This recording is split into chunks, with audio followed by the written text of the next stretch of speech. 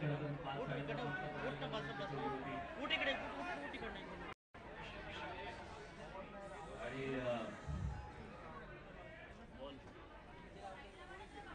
मेळावा तुमच्या विना होणार होता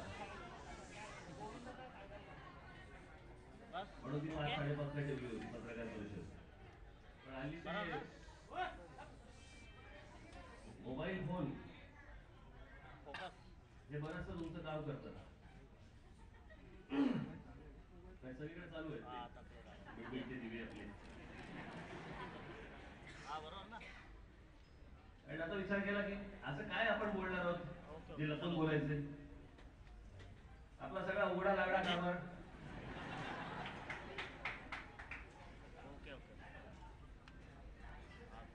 मग विचार केला पत्रकार परिषद आजची रद्द करू.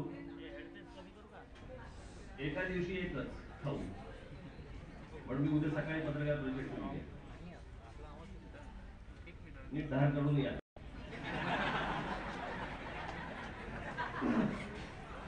सांभाळून या.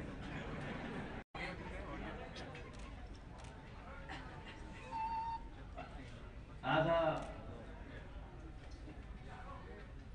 तुम्हा सर्वांचा मेळावा घेताना करता काय 22, 23, 23 तारखेनंतर माझ्या सभा सुरू होते. त्याच्यामुळे मी आज काही सगळंच काही बोलण्यासाठी इथे आलेलो नाही.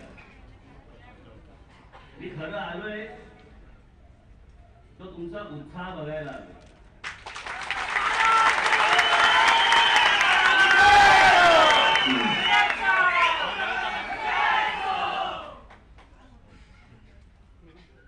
आणि आम्ही महाराष्ट्र नवनिर्माण सेना मी किंवा आपल्या पक्षातील लोकांनी आम्ही तोंड वाजवलं नाही तर तुम्हालाही मजा येत नाही. सगळं मुळमुळीत चालू होतं. मुळमुळीत सगळ्या भेंडीच्या भाज्या येऊन गेल्या. एक भेंडी जाडी होती.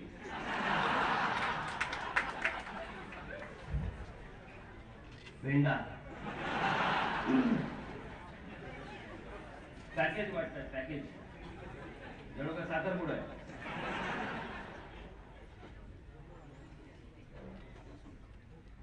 6,500 कोटी रुपये कल्याण निधी येणार. 6,500 कोटी.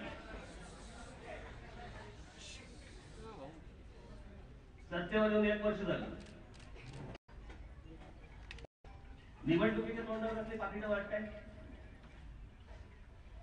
गेल्या 1 वर्षामध्ये तरी वाटलं तुम्हाला की 6,500 कोटी बाबा कल्याण डोंबिवलीला द्यावे. आता बरं गॅरंटी काय? काहीच गॅरंटी नाही.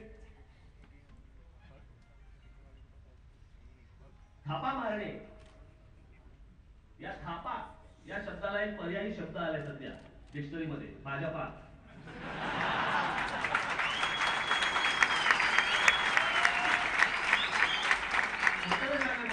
मुलं बोलतात हल्ली. सगळे जण बोलायला लागले. तू भाजपा मारू नको रे.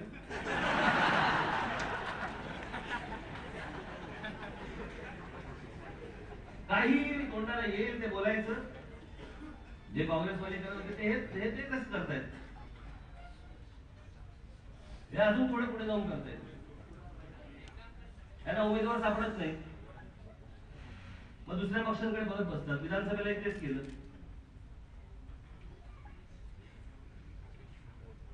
विधानसभेला तेच केलं. राष्ट्रवादीचं कोणी मिळतंय का त्याला घ्या. काँग्रेसमध्ये कोणी मिळतंय का त्याला घ्या. महाराष्ट्र नवनिर्माण सेनेचं कोणी मिळतंय का त्याला घ्या. नशीब ओबामाकडे काही मागितलं नाही. 26 जानेवारीला येऊन जाताच काही आहेत का तुमच्याकडे 4-5 जण. पण जाणारा नाही लाज नाही. इच्छुक असतात आणि मग पैसे वाटतात काही जण. हेच सगळे जण कुठून आले भारतीय जनता पक्षाकडे पैसे मला कळत नाही. बसा बसा बसा बसा होतायला लागले सगळे.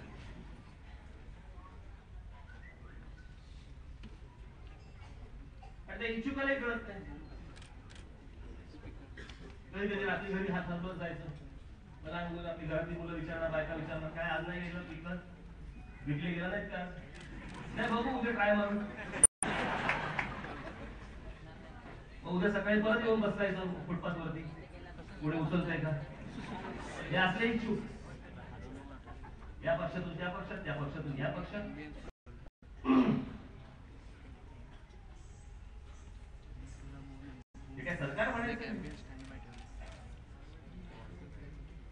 त्या दिवशी ठाण्याच्या माझ्या सभेमध्ये म्हटलं की काय फरक काय पडला सरकारने, नवीन सरकार आलं युतीचं, हे का तू युती, हे पगाराच्या दिवशी एकत्र येतात फक्त. शिवसेना भारतीय जनता पक्ष काय टेंडर निघते आले एकत्र, टेंडर नाही गेले स्वतंत्र. ते असतात नाही का महिना अखेरीस पगाराच्या वेळेला येतात एकत्र, त्या दिवशी भांडण निघतात घरातली. पैसे खायच्या वेळेला बरोबर एकत्र येतात, कल्याण डोंबिवली लुटायच्या वेळेला बरोबर एकत्र होते, आता वेगळे. आता वेगळे वेगळे होऊन स्वतःला एकमेकांना शिव्या घालत आहेत. मिळून एकत्र मिळून वाट लावलीत ना या शहरांची.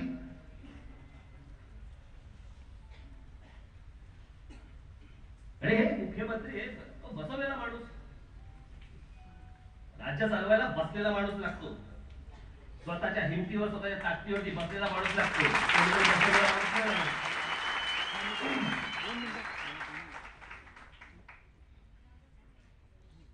आज ब्रेकफास्ट काय करू, थालीपीठ नाही, थांबा मोदींना विचारून घेतो. इथे कुठे आपले घोर. मला कळत नाही बघा, एक परदेशी स्त्री, एक परदेशी महिला परदेशात भारतात आली आणि 10 वर्ष राज्य केलं. सोनिया गांधी परदेशात इथे घेऊन 10 वर्ष भारतावरती राज्य केलं, आणि एक इथला माणूस ज्याच्या हातामध्ये राज्य दिलं तो परदेशी.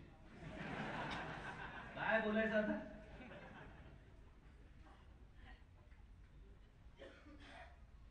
आणि आतापर्यंत सांगितलेल्या गोष्टींचं काय झालं.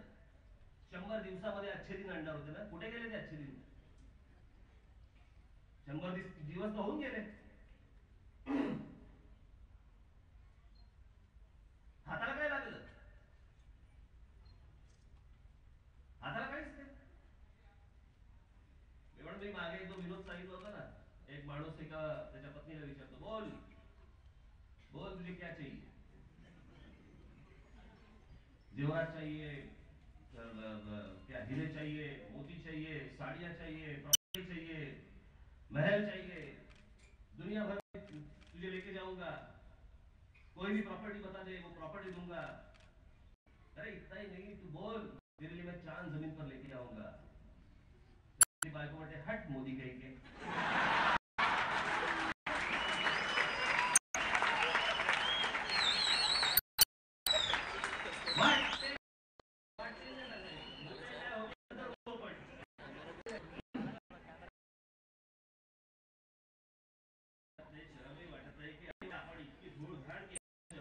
कल्याण डोंबिवलीची, आणि त्याच्यानंतर परत आपण येतोय आणि परत सांगतो आमच्या हातात सत्ता द्या. वर्ष 1.5 वर्षापूर्वी, 2 वर्षापूर्वी निवडणुकीच्या काळामध्ये सगळेजण आम्हाला ठोकत होते, काय केलं नाशिकमध्ये, काय केलं नाशिकमध्ये, कुठून आले.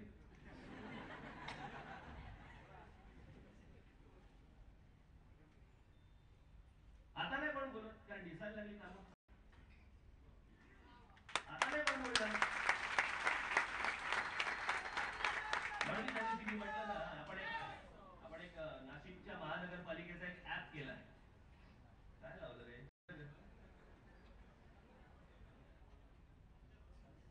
महानगरपालिकेचा एक ऍप केलाय, पारदर्शक. एखाद्या महानगरपालिकेतलं सरकार कसं असावं, महानगरपालिकेचं काम कसं असावं, त्या ऍप वरनं बघा. तो डाउनलोड करून घ्या, तुम्हालाच कळेल आपण त्याच्यात काय काय गोष्टी टाकल्या. कुठचंही बिल भरायचंय, कुठचीही गोष्ट करायची आहे, तुम्हाला महानगरपालिकेतल्या कुठच्याही अधिकाऱ्याचं तोंड पाहायची गरज नाही. तुम्ही सगळ्या गोष्टी ऍप वरती करू शकता.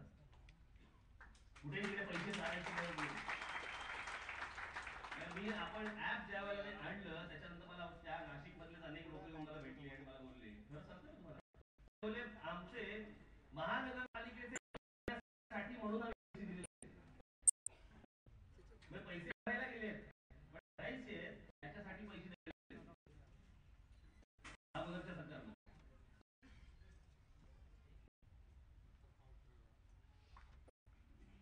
या सगळ्या गोष्टी काय काय इथे आणणार आहे, काय काय गोष्टी देऊ शकतो, काय काय गोष्टी आपण करू शकतो, हे मी माझ्या सभांमध्ये मांडणार. आज सगळं काही मी मांडायला सांगायला तुमच्या समोर नाही आलोय. काय काय करणार आहे, कसं कसं करणार आहे, कोणत्या कोणत्या गोष्टी होतील, कोणत्या गोष्टी व्हायला पाहिजे होत्या, उभारले रस्त्यामध्ये, इथे पुतळा, इथे पुतळा. आणि जिवंत माणसाचा विचार करायला पाहिजे, पुतळे कसे बांधताय? ते मध्यंतरी चालू नव्हतं का? छत्रपती शिवाजी महाराजांचा स्टॅच्यू ऑफ लिबर्टी पेक्षा उंच पुतळा बांधायचा. कुठच्या मूर्खाच्या डोक्यात आलं माहित नाही मला. स्टॅच्यू ऑफ लिबर्टी मी स्वतः जाऊन पाहिली, आपल्यापैकी अधिकाऱ्यांनी पाहिली असेल. ते हातात दिवा घेऊन सोडत नाही का, कुठे गेले माझे लोक, कुठे गेले माझे लोक. आजूबाजूला सगळा समुद्र आहे.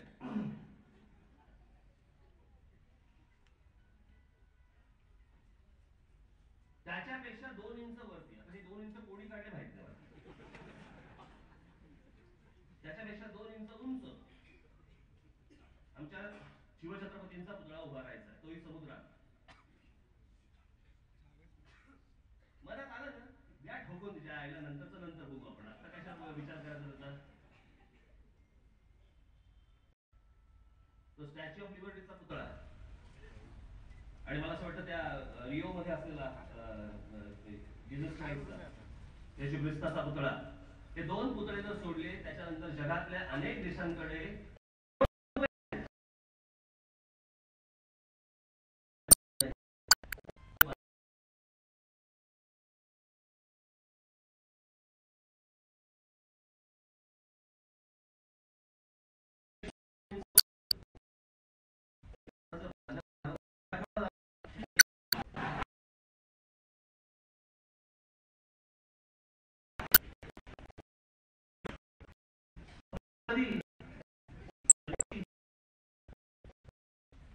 स्टॅच्यू ऑफ लिबर्टी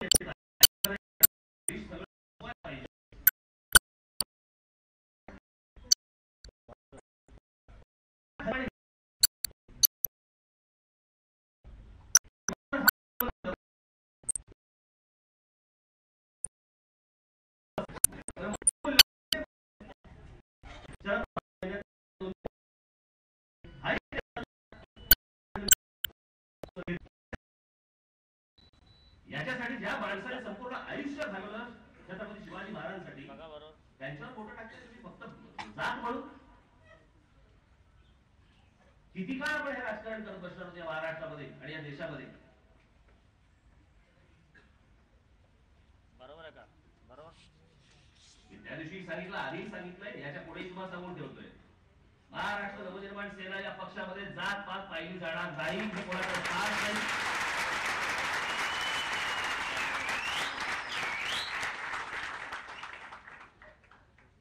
महाराष्ट्रासाठी आहे ना, तुमची जात कुठची पण असो, मला काही घेणं घेणंच नाही त्या जातीची.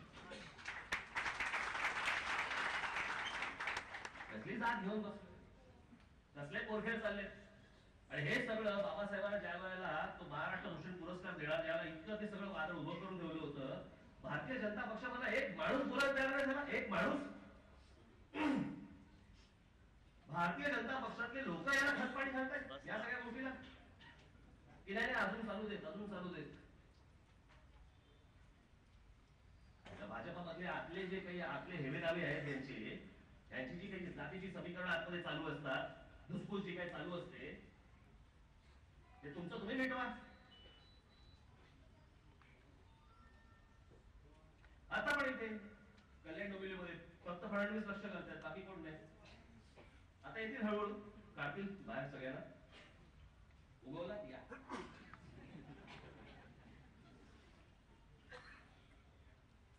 बाकीच्यांचे काय समाचार घ्यायचे तुम्ही घेईनच. मी आता कल्याण डोंबिवलीमध्ये जवळपास माझ्या 4 ते 5 माझ्या सभा आहेत. त्या सभांमध्ये सगळा अख्खा स्टॉक करून ठेवलाय. डायडेच्या आधी कसं करतात तसा नाहीये.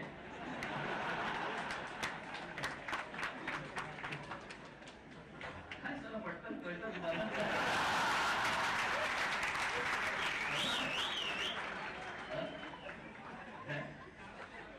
अच्छा, त्याच्यामुळे लगेच इन्स्टंट. मी आज आलोय तुम्हाला सगळ्यांना सांगायला, सगळे जागृत राहा. हे सगळं जे काही पैशाचं राजकारण, हे शिवसेना आणि भारतीय जनता पक्ष यांचं जे चालू आहे, काँग्रेस एनसीपीचं तरी आता काय राहिलेलं नाही.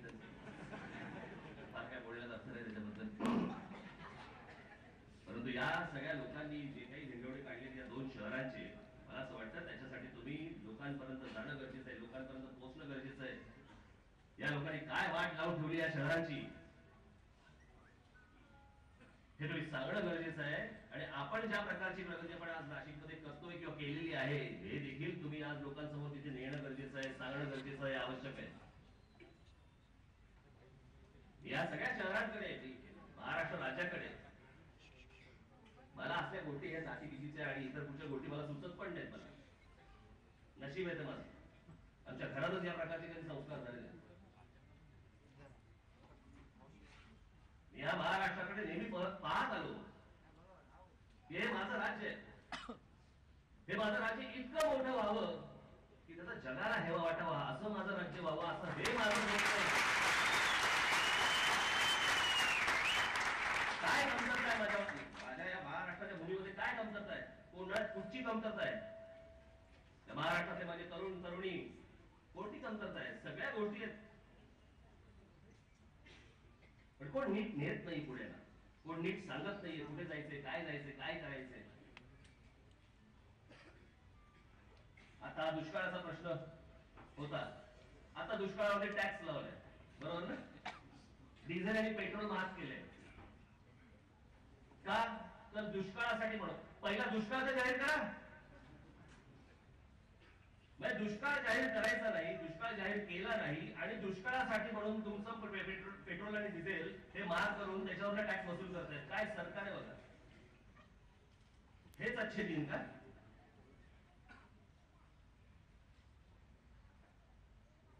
आता ते उलट बोलायची वेळ आली आहे. काय वाक्य होतं त्यांचं निवडणुकीच्या काळात, कुठे नेऊन ठेवलाय माझा महाराष्ट्र. एका वर्षात त्याला 15 वर्ष लागली.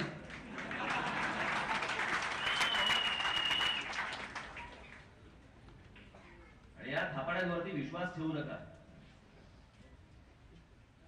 आणि जे विकले जाणार आहेत त्यालाही सांगतो, नोटा पहिल्या चेक करून घ्या.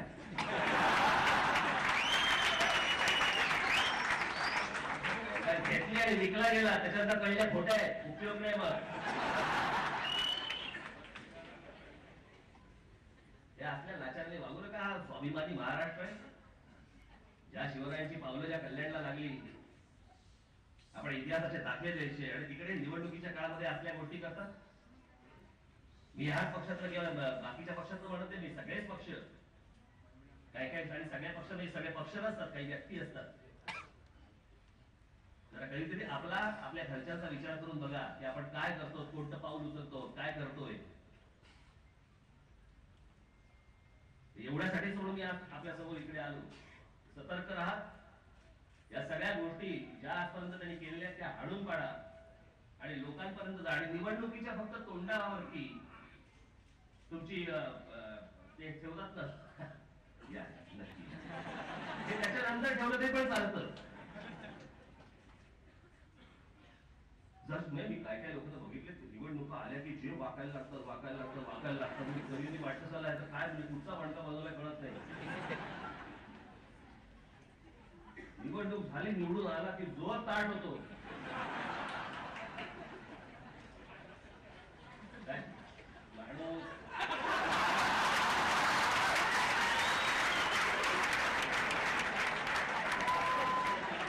तुम्हाला म्हणणार थोडं करून सांगायला लागतं.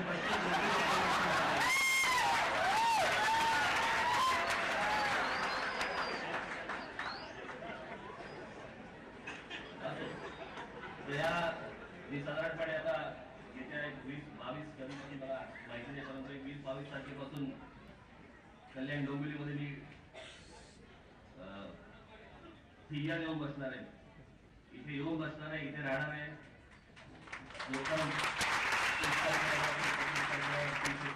निवडणूक आहे तोपर्यंत मी इकडेच आहे. भेटत तर राहीनच आपल्याला. वेळोवेळी सगळ्या गोष्टी कशा पुढे द्यायच्यात, काय काय करायचं ते सांगत जाईनच. सगळे पत्ते आज काय उडत नाही, हळूहळू.